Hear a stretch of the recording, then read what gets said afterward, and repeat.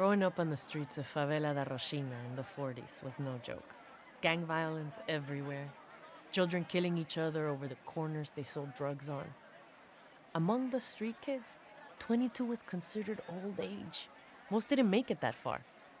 Me? I got lucky. I spotted that the gangs get clear of an international mission that distributed food and medicine to the local residents. I used to hang out nearby, staying out of trouble. They noticed me, and soon I was helping out, guiding them through the streets to make deliveries. They took me in and gave me a pretty good education. Gave me the chance to make something of myself. Without them, man, I doubt I would have seen my 18th birthday. The mission was in the tallest building in the neighborhood. It was made of brick and was there well before the shanty town that grew up around it. From the roof, I could see for miles. Could watch the 500,000 residents of Rochina going about their lives in the streets below. I loved spending my evenings watching them move around, learning the patterns that ebb and flow in crowds, you know? I'd move across the rooftops, following people who caught my eye, predicting where they were headed and getting ahead of them before acquiring them again.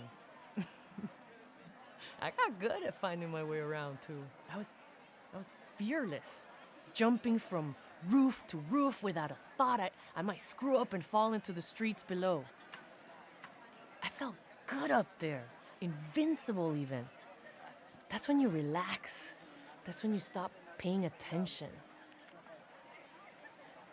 And that's when you make mistakes. One night, I was following one of my targets across town. A bunch of rich city kids out in the favela looking for kicks. I lost them. I was so intent on finding them, I stopped paying attention to where I was. Ended up deep inside the territory of the most notorious drug gang in Rochina. Stupid. I saw a bunch of gangbangers on the street below, holding pistols on some rival kids that they had on their knees. Pop, pop, pop.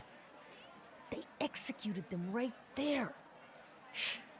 I must have made a sound. They looked up, saw me, started shouting. Man, I booked it out of there so fast as I could. I could hear them chasing me. I had to lose them, you know? I jumped roof to roof, bullets burning past me. I kept trying to keep cover between us. I was sure I was gonna die. Then it came to me, what I had to do if I wanted to live. I'd lost track of where I was. Maybe they'd do the same.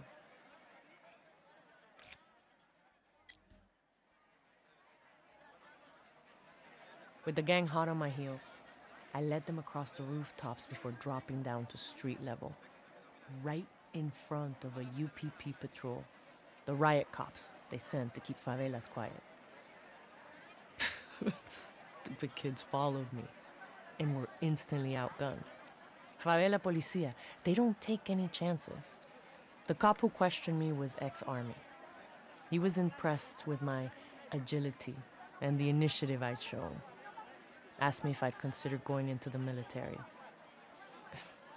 I'd never given it a thought.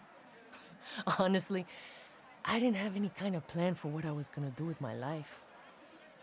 So on my 18th birthday, armed with a letter of recommendation from the cop, I turned up at a recruitment office.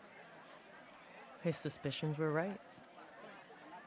The skills I'd learned on the rooftops of the favela got me selected for Spec Ops training. 10 years later, I'm Winslow Accord's Special Forces, currently serving alongside the ZDF in Zurich. Not bad for a kid from the streets, huh?